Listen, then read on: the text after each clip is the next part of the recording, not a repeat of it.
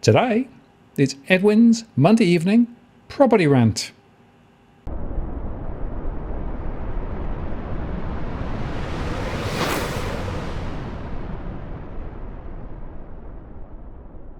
Hello again, it's Martin North from Digital Finance Analytics World. That is post covering finance and property news. Another Monday. And guess what? Edwin is with me once again. Hi Edwin, how are you going? I'm doing well, Martin, but that ball is kicking, and that ball is kicking hard and fast. There's all sorts of messages out there. Some are calling. Tom's back to calling the lull. I heard some of his rants over the weekend, but then again, CoreLogic and a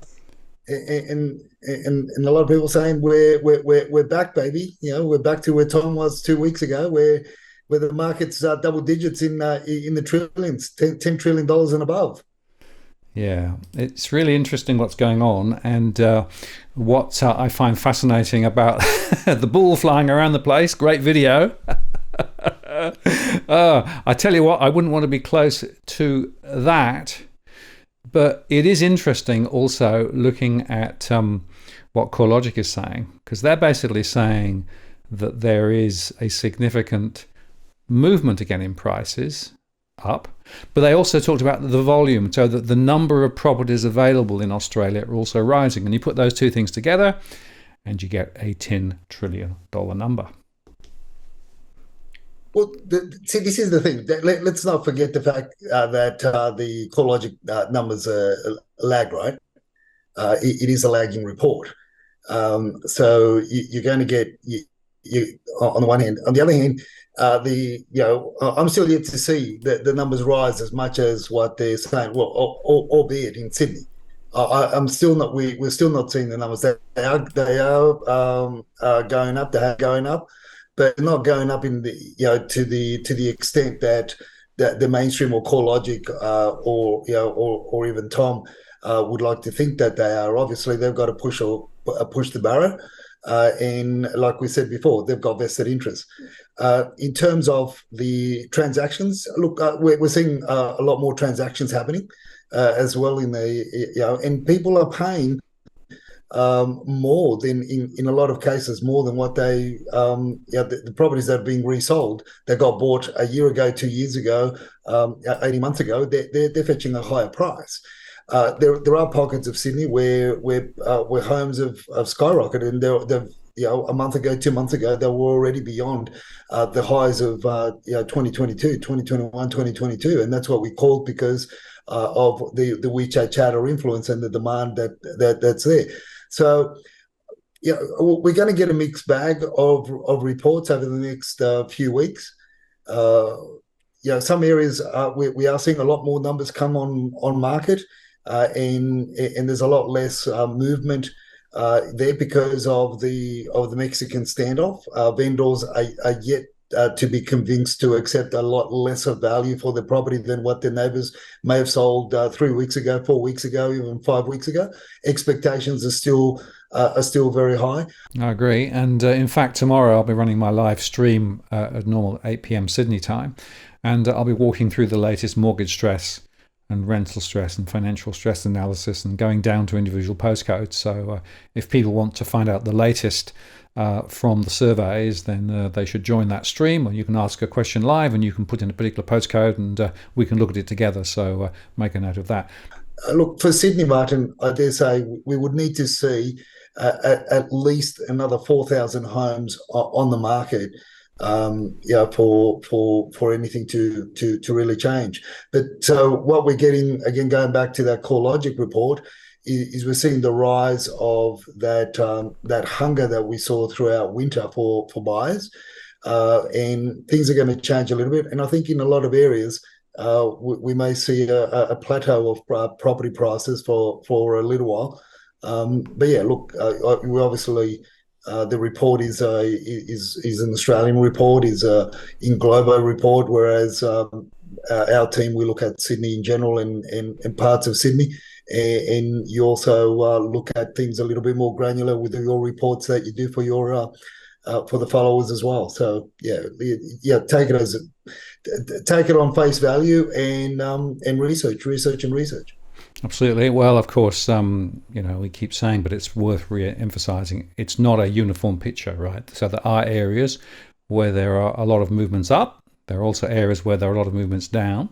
So net, it depends where you go. Ahead, I'm still expecting more listings to come on. I'm seeing quite a lot of evidence now of people listing not very flash properties, but properties they really want to get shot of. So I think that's a factor. But the other one, what about bidders bidding against themselves? It's a thing. Look, it is, and this is something where the people need to be careful. This is what I keep on putting out before the Saturday auctions where people basically participate on, or even the open house inspections. Because of what's out there. There's still a lot of FOMO in certain parts. There's still a lot of misinformation. Guides are still very low in comparison to what they get sold for. Underquoting is I think it's a lot more prevalent than what it was in 2022, 2021. Even in previous years, but the authorities won't do anything about it. Well, this one that we're referring to here is on Wickham Road at Epping, and it has an interesting story, right? And this is what as I put out there, and as I put to you, what do you call a WeChat chatter that outbeats themselves?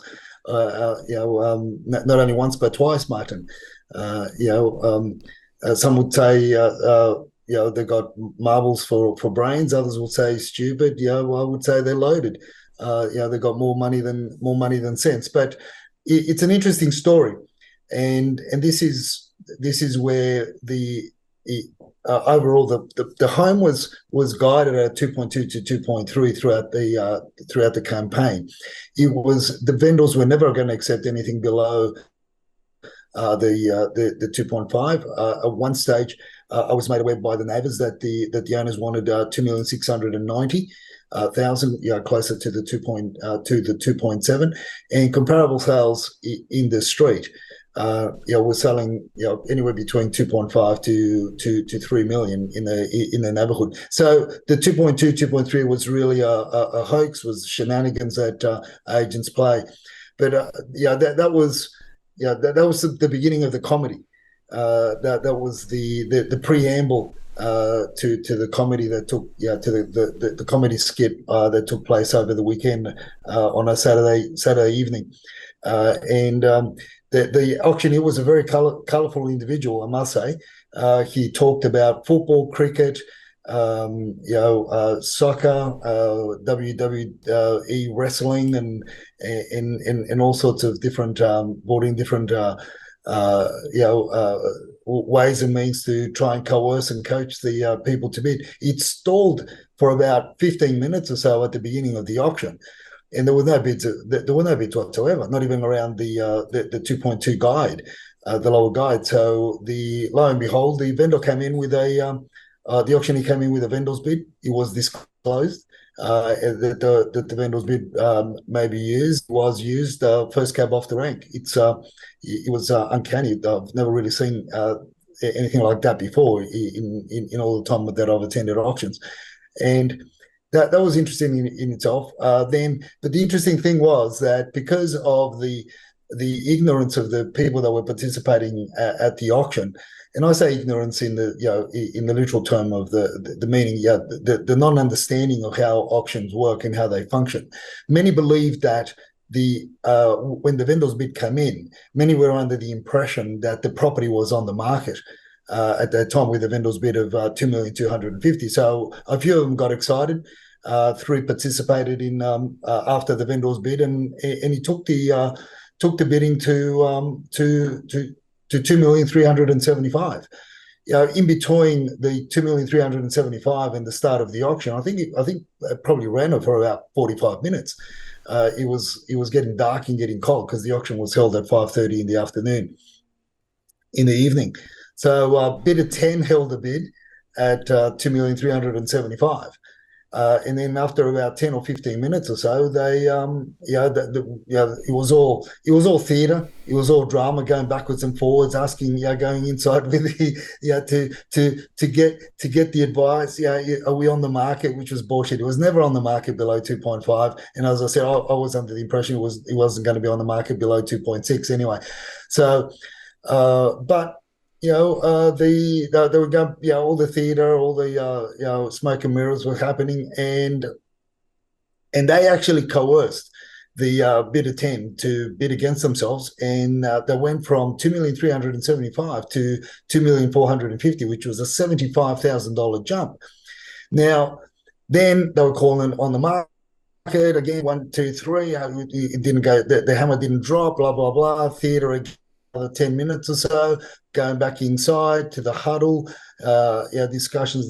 They came back out again and targeted the same bidder. They picked the bunny in the crowd, and that was the bunny. Everybody else stopped bidding.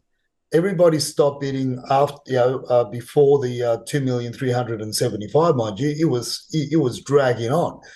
So what happened then was they actually got another $50,000 out of this bidder mutton, and they went from 2,450,000 to 500, and then it was finally called on the market. And again, after a bit of smoke and mirrors and a bit of theatrics, and the hammer went down, and he got sold for 2,500,000. So that was a comedy show.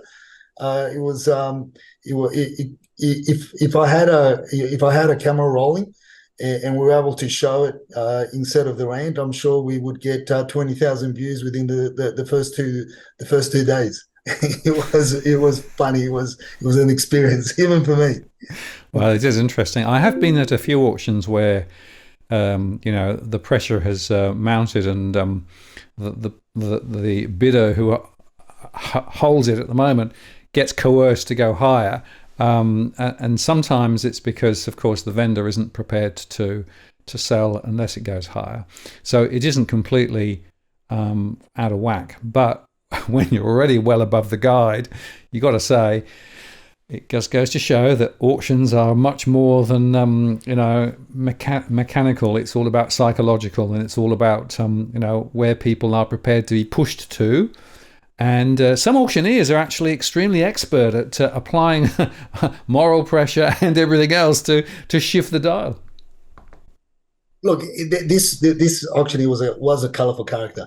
If any of my clients in the area want to use this this fellow, I'd certainly I'll chase him down. He made me laugh. I'm sure he made a few people cry. But he was, look, he was all theatre. But people have got to understand, and they've got to learn to read the room. As I said, Martin, everybody was out. The majority of the people, everyone was out after the 2,375,000 bid. I mean, the next the underbidder at that point, I think, was at 2,350,000, and then this one came in at 2,325,000, and that was it. But look, it happens. There's all different reasons why they say that they use this strategy, so that basically they're doing two things.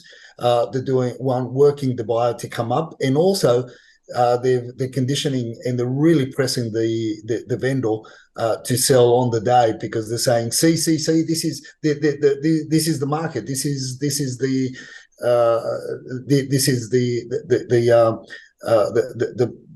the auction is the best way of finding out where the market is, and the price on the day dictates the market, and so forth. Very little is taken into consideration about the fact that the guide was so bloody low in the first place. It devalued the rest of the home. I mean, I was talking to some of the locals there, some of the local property owners that were looking at putting their houses. They may be looking at putting their houses on the market, hence they were having a sneaky of this auction.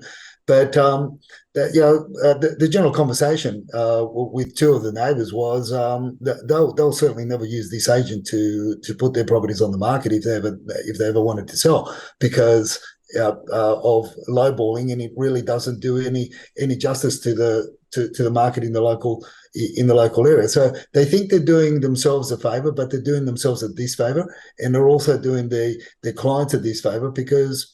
But then again, Martin, that's the game. Your first priority as a selling agent is to get the listing at no matter what. I mean, tell whatever little lies you want to tell in terms of telling the vendor that they're going to get them the 2.7 that they were expecting, and pricing it low at 2.2 is going to get the crowd in. It's only got the crowd in. But at the end of the day, there was only one genuine buy.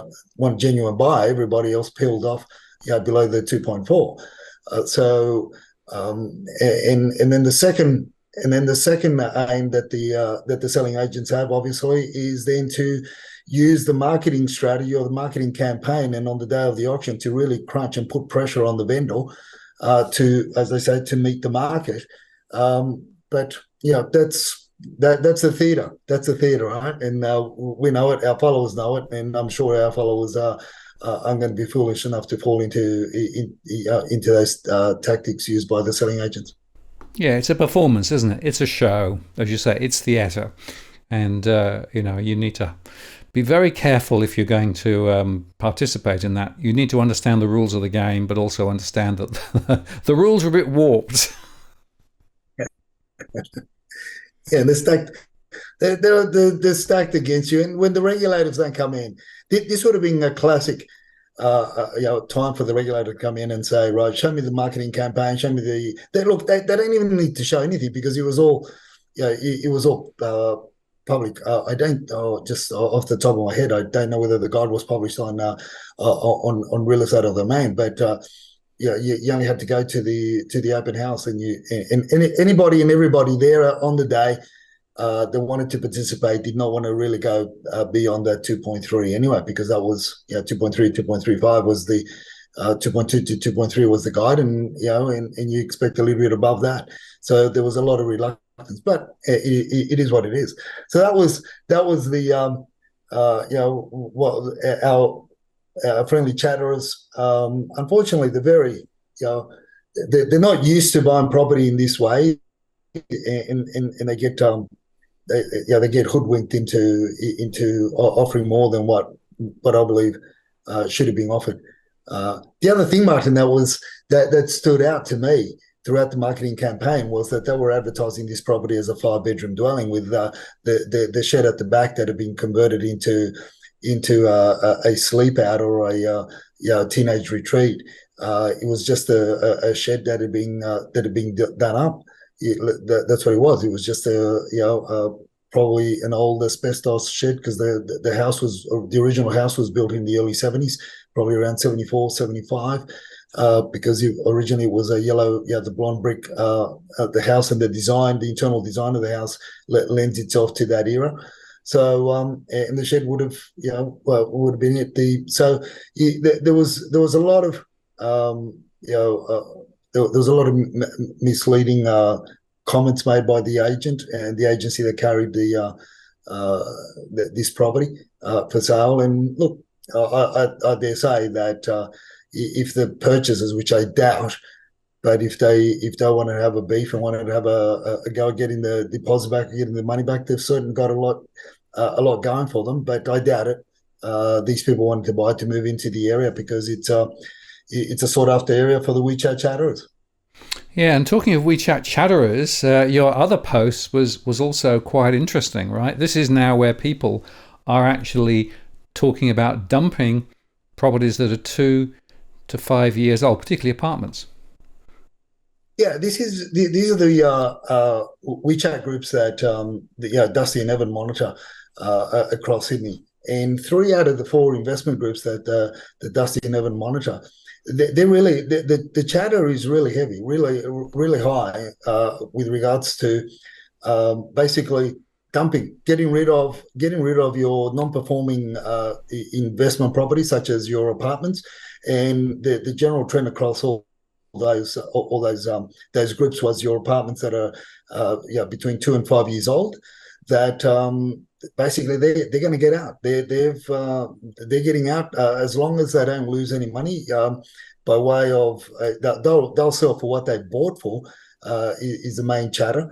That was one of the interesting things that they were bringing out there. So this and these are apartments in areas where where they're caught up not only in areas but in apartment in apartment blocks or complexes that the strata and the owners corporation are very strict with regards to budget accommodation. In other words, room letting or hot bedding.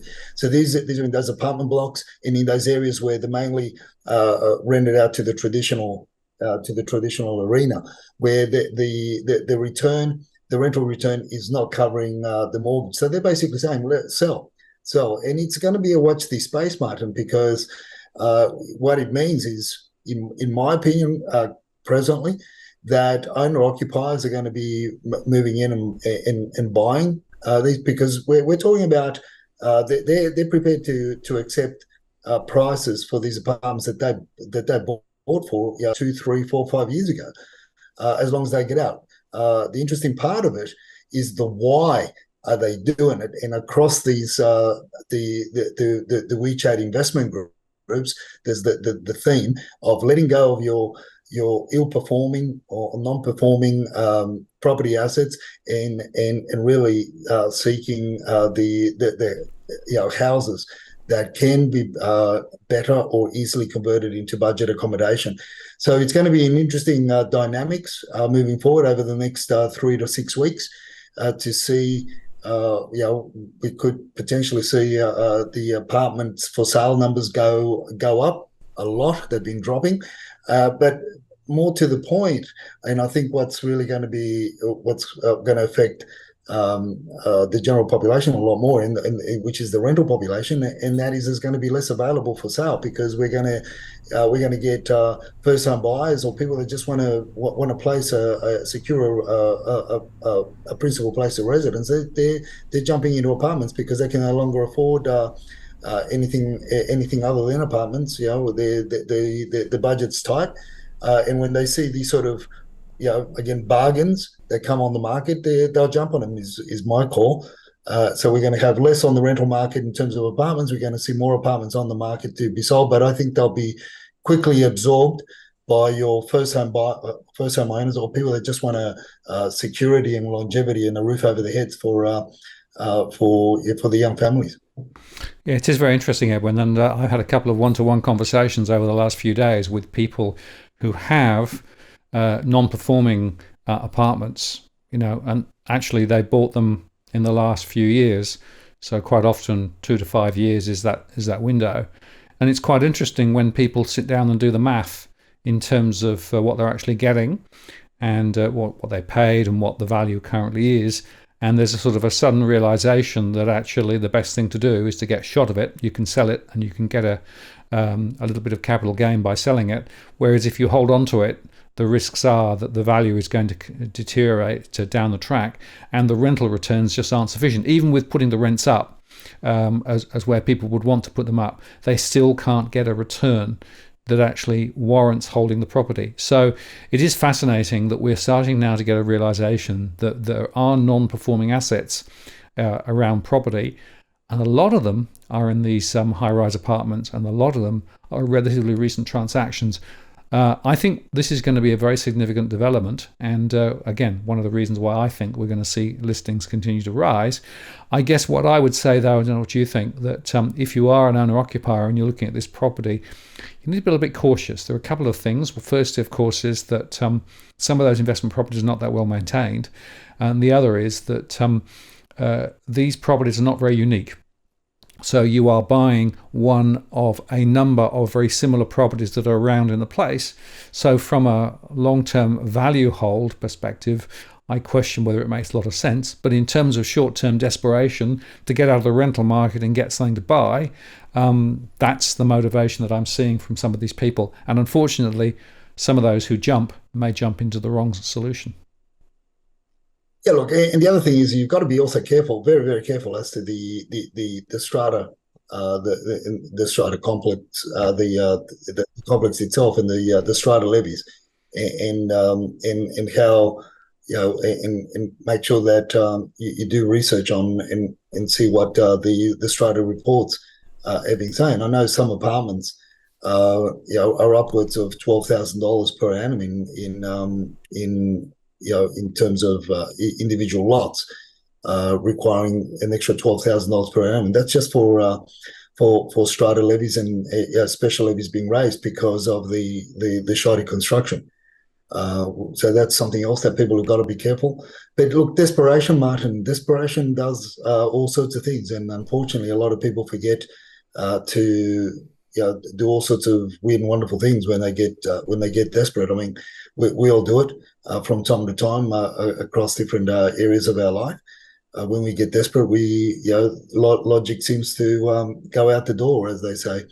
But one of the interesting things is when I put that tweet up, Don Flanagan, one of our followers, followed that tweet and said, "Our Airbnb law changes are coming, mate. Because of the Airbnb changes to regulations, obviously down in Victoria, as well as over in the US and Canada. So." With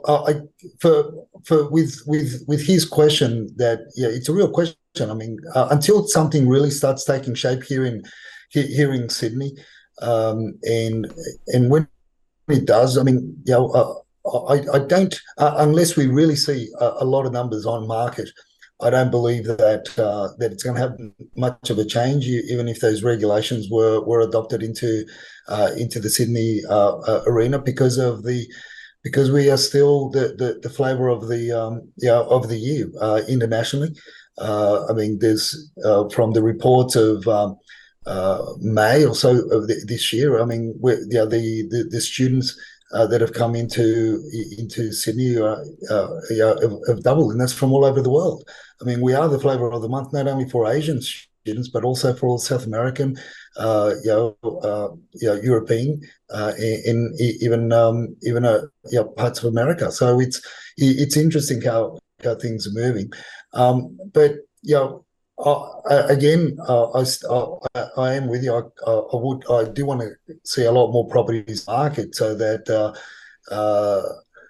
things can ease a little bit for the people that are wanting to get into the market. But for me, there's got to be a lot of more properties coming on the market, and it's buyer beware, because the ones that are coming on are not necessarily the pick of the bunch, right? And this is where you've got to be careful, both across apartments and homes, because the homes that are mainly coming on are, in the most part, homes that have been held as investment properties that have had very little maintenance over the last decade and a half, and have got a lot of underlying issues that the before you bid reports are not picking up. And as I keep on saying, how can a building inspector do a proper report on a dwelling when they only spend 15 to 20 minutes there? They don't even get underneath the subfloor area, if there is a subfloor area, and nor do they get into the roof space to see what's going on there. It's just in and out, and but it's a minimum requirement that people and conveyancers seem to accept, and life goes on. But unfortunately, it comes to a screeching halt when then they get bills of tens, if not hundreds of thousands of dollars to rectify the issues. And again, I say that also in the apartment arena, because I've seen bills of $40,000, $50,000, $60,000 per unit per lot to do rectification work worth millions of dollars across all the common areas in these high-rise developments. Yeah, and it's just worth underscoring, Edwin, that if you look at some of the bankruptcy figures and look at the cause of bankruptcy, the significant rise in strata fees has now really come out as one of the front-leading reasons why people are declared bankrupt. And I find that astonishing. Not surprising, but astonishing, insofar that the quantum of movement in terms of strata fees is astronomical. And this is driven by two things. Obviously by inflation, and the cost of everything is going up, but also the poor quality of construction of many apartments are now coming home to roost. So suddenly there are huge remediation bills coming through, and individual property owners, whether they live there or hold as an investor, are unable to meet the requirements. And so the only excuse that they've got is to say, well, I can't pay. And guess what? They end up going through the bankruptcy process to get rid of the problem. I think this is probably something which is not being talked about sufficiently, and to me is a very worrying trend. Yeah, and if you recall, in 2019, we were talking about a similar trend. Yep. And we were talking about because of the economic situation in China and how a lot of the Chinese investors, the foreign investors that were holding onto the apartments in the high-rise developments had a lot of issues, and the strata levies started skyrocketing. Well, the normal rental, the traditional means of renting an apartment was not bringing in sufficient to pay the mortgages in part, and also to pay the overheads, the strata levies, the special levies, and everything else in between. So. And this is where that was happening we were talking about it in 2019. So it's a beast that's surfacing once again. And this is another reason why the WeChat chatterers are saying across the property investment platforms, they're saying get rid of your non-performing in investments and start focusing on houses, on freestanding houses. They're encouraged to get up to worst case scenario a townhouse, but anything beyond that, that's just not going to be non-performing. And if it is a townhouse, obviously it would be something that, again, it would be in an area or in a demographic or a pocket of Sydney where you can still get away with your budget accommodation, because that is the key. That is the key factor that is driving the property prices in a lot of the areas by the local WeChat chatterers. And this is nothing to do with overseas chatterers that are coming in and pulling the money in from everywhere else other than China. So the numbers have certainly got to rise in terms of those apartments that are going to be up for grabs. And it is going to be interesting, as you say, and maybe the mainstream media will pick it up after a couple of weeks after this rant, Martin, because we know that the AFR watches, some of the reporters from the AFR watch our rants, and some of the people from Domain. So you never know. It might come up in a couple of weeks' time. Absolutely. Well, watch this space, because I think this is going to be a very significant developing area. Another interesting development area. Last week we spoke about the fact that they're not even hiding it, Edwin. They're not even hiding it. Well, here's a story of somebody who's actually found a way of sneaking in a rather interesting little trick.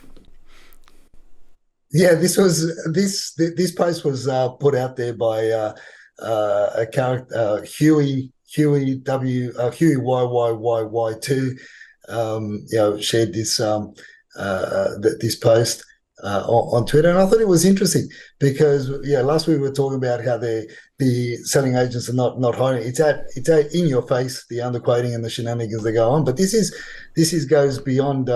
This is now really sneaking in, where apparently in the contract of sale, in the special conditions of a contract for sale, I'd imagine in very, very small print, as he says please read the contract carefully. It was literally a sneaky 2-line in a booklet of pages in regards to the sale, where the vendor, upon achieving the sale, the special condition was that the property was to be leased back to the vendor for a year at almost 50% less than the current value of rentals in the area. Well, look, you take it on the chin, right? But this goes back to what I've been saying all along. You got to have a really good team around you in order to transact, particularly when you've got to make quick decisions, and you've got to be careful. And the contracts have got to be read very, very carefully, because it's not only in this case with this instance here where you've got a leaseback option that will be activated upon exchange of contract, but you've also got other contracts of sales where you've in previous one that I shared Wickham Road in that auction sale where that shed, the shed at the back was converted into the fifth bedroom, and it was advertised as a fifth bedroom. Now, it was interesting that one of the buyers there on the evening, was very well aware of what the contract had said, and this is what they told me. They alleged that the extension to the rear of the house was not council approved, and definitely the dwelling that the shed converted into a teenage retreat or whatever you want to call it, was definitely not council approved, let alone for the agent to advertise it as a 5-bedroom, because that incorporated that shedding that had been converted into a teenage retreat was the 5th bedroom. So these are the things that people have got to be really careful of, and the conveyancers have got to be, or conveyancing solicitors have got to be across these contracts, because there's a lot of stuff going on. There are 3 properties in Blacktown that I'm following up on a monthly basis that are being reported in to Blacktown Council. They got sold without the flippers obtaining occupation certificate on the dwellings. So they're still active. They're still under investigation. And I can tell you one out of the 3 will never be approved. I can be assured. I'm 110% that they will get a demolition order based on people that I've spoken to, based on different knowledge of that particular development. So, and it was sad because people paid premium for these properties, and people are paying premium for these properties, and when you get these special funny conditions lobbed in there, and conveyancers are too lazy to go through them, or they skim through them and they skim past them, well, they miss very important things that could, again, cost people tens of thousands of dollars, if not hundreds of thousands of dollars. Absolutely. Read the small print, and make sure that you're a conveyancer or solicitor goes all the way through the contract, right the way back to it, and make sure that everything is clear. Again, I hear so many grief stories where there's stuff that is not actually disclosed, and who blames who? It can be a real mess. So it's worth making sure you've got, as you say, Edwin, the right people around you when you make a transaction. Now let's move on and talk about the Greens. The Greens had a victory, well, sort of. Another $1 billion is going to be ponied up by the Albanese government to be able to support social housing this year. But of course, it's all a bit of a sort of shenanigans in terms of trying to get this housing future fund sort of sorted out. And guess what? It looks as though that will now be passed. But it's worth posing the question: this particular agreement, what will it really do? Remember that what this is basically throwing money into an investment account and hoping that the money coming out of the investment account will be sufficient to be able to actually fund the construction of some properties. I think they spoke about 30,000 social houses, etc., etc. But it's all a bit of an if and an and in the scheme of things, it's a relatively small beer. But there's also a bunch of really critical questions, right, which comes immediately off the back of it. Yeah, look, again, as you brought one of them up, what is it? It's a fund, right? So it's going to be the properties that are going to be built from the interest on the fund, as far as my understanding. I mean, it's yet to be really put out there. I guess it's going to be one of those things like the Voice, where we get the front page, but we don't get the rest of the booklet to really understand what's going to happen. But for me, the question goes back to the fundamental question goes back to, what are they going to build? Is it going to be apartments? Is it going to be freestanding homes? Is it going to be, what are they going to build? Where are they going to be building them? And when are they going to start building? So, it's, I don't know, they're the questions that spring to mind from the get-go, Martin. Because it's very important to what are they going to be, if they're going to be building high-rise development, which is pretty much where it's going to go, right? uh, it's going to take. It's going to take, if they, as again I keep on saying, if they put shovel to the ground tomorrow, it's going to take 2 to 3 years before occupation certificate is granted. And where are that? Where are these buildings going to be put? How far away from infrastructure are they going to be? What part of Sydney won't allow these? What part of the Sydney's NIMBYs won't allow these developments to go on? And how many are going to get started? Because this is a future fund, for where exactly? Where is it going to be? I mean, who's going to be what city is going to be first cab off the rank to take advantage of the dwellings that are going to be built? But all I can see is pain.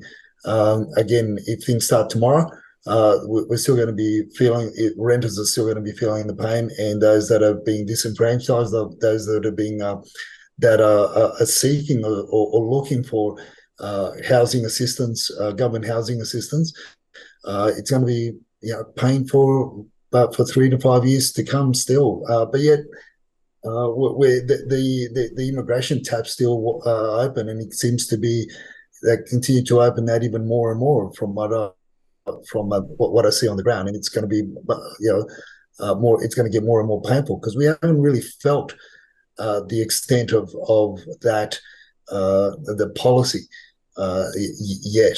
I think we're only probably feeling 20% of what we're going to have to endure because the numbers haven't piled in just yet.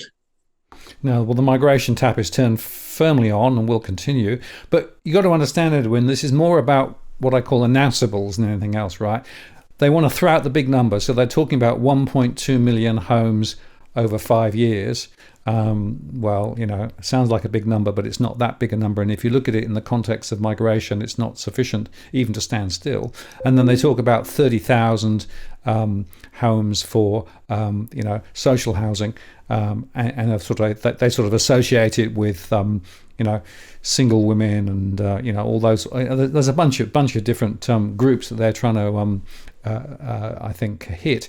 But to me, the Greens are smart here, right? Because they've realised that 1/3 of the Australian population are renters, and so what the Greens are doing is effectively dog whistling specifically to the rental sector, and saying the only party that's taking any focus on renters is Greens. And that's worth filing away for the next election, right? I think you're going to see this come through. The other interesting observation with this whole scheme is that a lot of the work and the heavy lifting won't be done by the federal government at all. It'll be done at the state level. And so therefore the bribes that come down from federal through these various funding agreements will then go into the state environment. And of course, you can't separate premiers from funds. They get very excited about it. But then what are they going to do about it? What's going to change the behaviour down at the state level? Because a lot of the blocks are actually at the state and even below the state level. So to my mind, this is all about announceables. This is not really about true strategy. And the quantum of the intervention that we're talking about here is a spot in the bottom of the bucket. It's going to be insufficient to really move the dial. Bear in mind everything else we know. And I think the other point that's just worth highlighting here, in all of this, you've got a very highly inflationary environment. So the costs of construction are going to rise significantly. So in other words, what they think they're going to be able to get for their buck will probably be devalued by quite a lot more by the time they get around to doing it, because there's a long lead time. So to my mind, it's all about announceables, Edwin. That's all it is. Yeah, as we were saying, it's really buckle down because the ride's only just started. And what are we going to get out of it? Look, there is something positive about all this, right? And that is the politicians are going to give themselves a pay rise. They're going to give themselves a pat on the back. So they'll get themselves another pay rise. They'll introduce another layer of administrative supervisors, management to pay out, because somebody's got to manage the little brothers and the little sisters, right? So they'll get contractors in which will be their mates. There'll be contracts going out left, right, and centre. I think Jose's got a better chance of building another two levels and renting those out than the government has of doing anything substantive. I don't know. I'm just putting it out there, man. Oh, I think you and I both agree. It's all about, being seen to be doing something rather than actually doing something, right? When the levers that they should be pulling, which is to really question the migration, particularly the quality and the quantity of migration, it should be the critical agenda item. But remember, of course, that the GDP per capita went backwards again in the announcement last week, right? But the total GDP grew slightly. The reason it grew was simply because we got more people. So they're actually conflicted completely, right? On one hand, they need to push the pedal to the metal to get more people to come in because they're trying to prop up the GDP number. But in the process, they're putting huge pressure on the housing sector. And then they're throwing this very little amount of support against the wall and hoping it'll stick. But then claiming, the 1.2 million and the 30,000 and all of those things. We've got to look past that. This is smoke and mirrors. It's all about announceables and the real true impact of these poor decisions that have been taken over the last few years will show, but not immediately. This is going to grind forward over the next 2 or 3 years. And, talking about what's happening, it's worth just reflecting on the numbers, right? So the listings, well, they were up slightly, but actually if you look at the listings, this is Sydney. So on the 4th of the 9th in Sydney, 16,623. And if you look at the following week, the 11th of the 9th, 16,813. So a very small uptick, but nothing really significant here, and still well below long-term trends. Yeah, it's still well below the long-term trends in 2020, 2022 numbers. So again, it's I think Tom was talking about auction clearance rates were going gangbusters in South Australia. When you look at the auctions on market in South Australia across the last 5 weeks, I think there's only been between 70 and 90 properties get put up for auction. Very little get put on the market. So of course it's going to be a huge demand. I mean, again, you talk averages, you talk you talk shit as far as I'm concerned, because when you start show me the numbers, and we'll see what's going to happen in an area. But again, Martin, I don't want to be sound like a broken record, and don't want to give the wrong impression, but people are just going to have to be very, very careful. What they buy.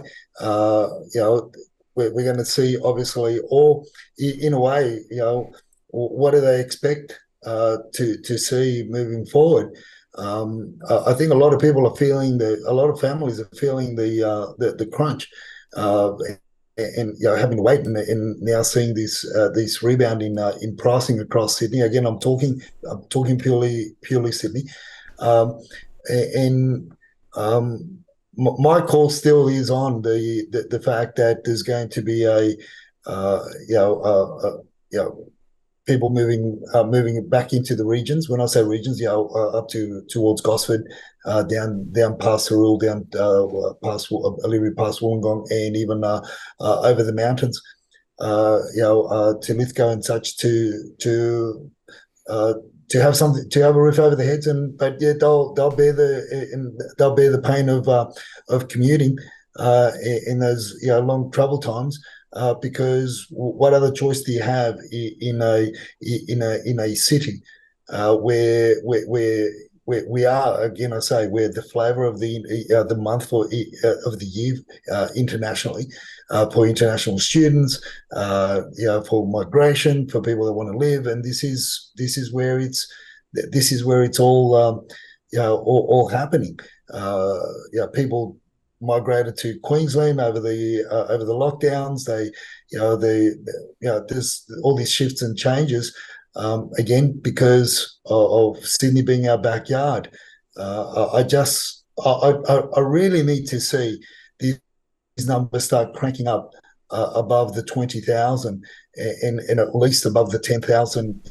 10, 11,000 homes on market for things to quit, because the expectations from vendors is still very high.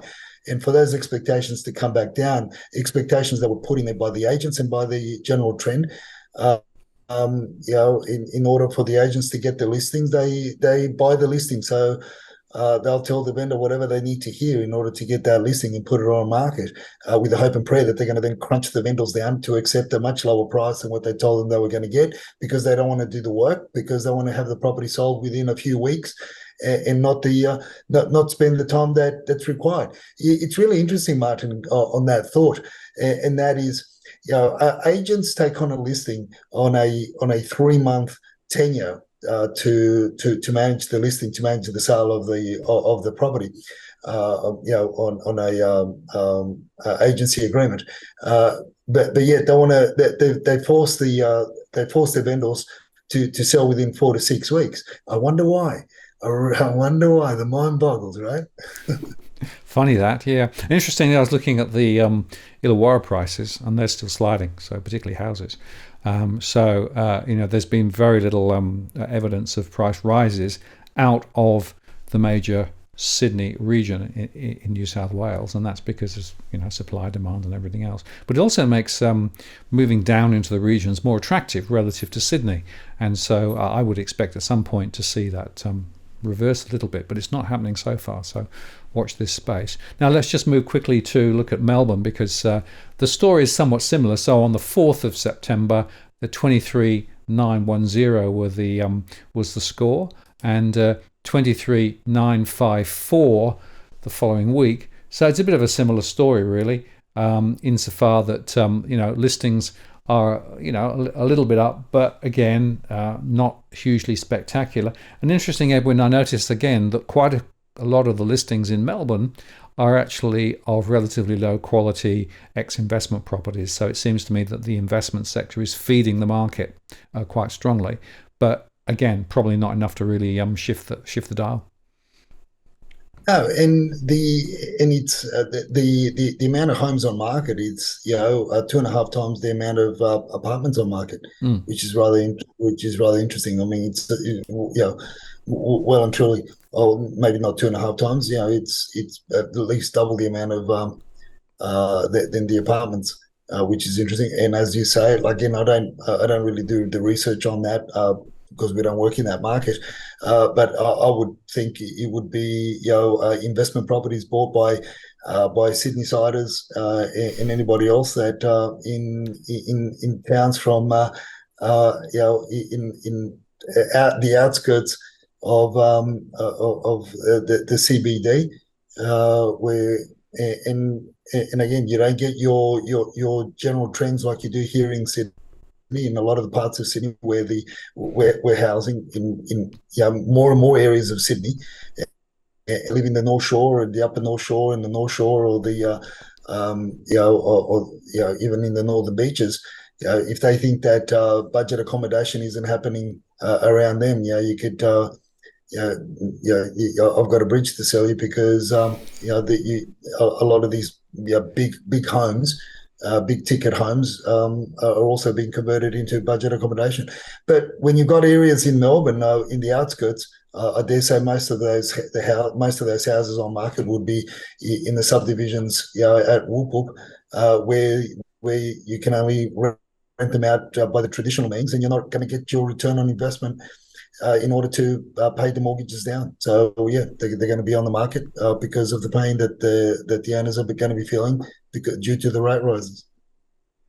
Absolutely, that's right. And again, I've had a chance to speak to a couple of one-on-ones recently in the Melbourne situation, and interesting was that both of them had actually got high-rise investment properties quite close into the CBD in Melbourne, but the maths were just all over the place, and the key reasons were strata fees going through the roof, and the inability to put the rentals up because they just couldn't find somebody who was prepared to rent it. So again, another reason to put them on the market. So not only is it older properties, but even some more recent properties in Melbourne are now listing.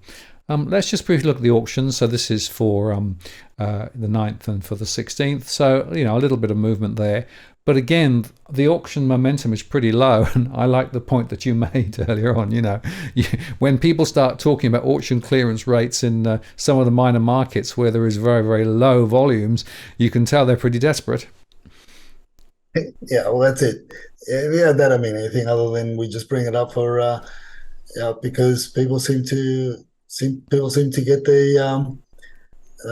yeah, the thrills out of the auction clearance rates for either to boast about them or to beat the chest over them or to say something about it. Going back to your point, Martin, on your two one-on-ones with those two individuals that property investors that bought apartments close to the CBD of Melbourne. Dusty just whispered in my ear that she wants to hold a free seminar and give free advice on how to turn your apartment, your 2-bedroom apartment, into a 4-bedroom apartment. Yeah, we'll go back to the show that we did about 6 weeks ago. Yeah, absolutely. Well, I'll tell you what, there was an interesting debate with one of them because they had this really tall apartment, right? So it was actually not a standard height; it was actually nearly double. And so they actually thought about maybe I could put a false floor in and double the space. That was a serious thought. To which I replied, well, there are a few issues you need to think about. Not least, of course, if you had suddenly put an extra floor in, you've got fire regs and all sorts of things to think about. So that wasn't really a flyer, but it is fascinating. But maybe there are ways. The WeChat chatters are more ways. Absolutely right. Well, I did relay the concept of why don't you just strip it all out, right, and then sell it as a sort of ready for ripe conversion into something else. It's been done. Look, if you remember that that WeChat chatter post that we did. Was it 8 weeks ago, probably, where you eliminate the kitchen altogether, and there's your that was the 4th bedroom, and you just put a gully style kitchen. I mean, look, this is where you got to give it to the WeChat chatters, right? So that's why Dusty wants to do free seminars. Free, as long as you send her treats. She likes the bags of treats. She's happy to run the seminar on. You just send her the floor plan, and she'll work it all out for you. How's that? Very good. Let's just briefly touch on the rentals in Sydney. So this is the 14th of August, which was 10,840, and then if we step forward, the 4th of September. 9,931, and if we drop into the 11th of September, 9,872. So there's a bit of a trend, isn't there, Edwin? Oh, look, there is, and it's getting scary, Martin. It really is getting scary. And only God knows how many people are sleeping in the back seats of the cars. Yep. How many young families or families are doing without single parents. Bed hopping, garage hopping. It's a shame. It's shameful. And this is where the state governments really need to step in and look at it. Look, we get to if we get to below 9,000, it game on.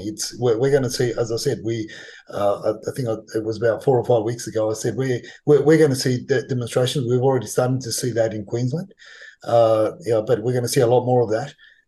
And look, I'm calling that there's going to be a lot of people are going to be feeling a lot of pressure and a lot of anxiety and a lot of pain, and that's going to be translated, and the result of that is going to be violence against property managers and the like, and real estate agents that are managing properties, especially when people are going to be being evicted. That's the nature of this beast, and because there's a lot of emotion there. What do you do, Martin? What do you do? And this is the unfortunate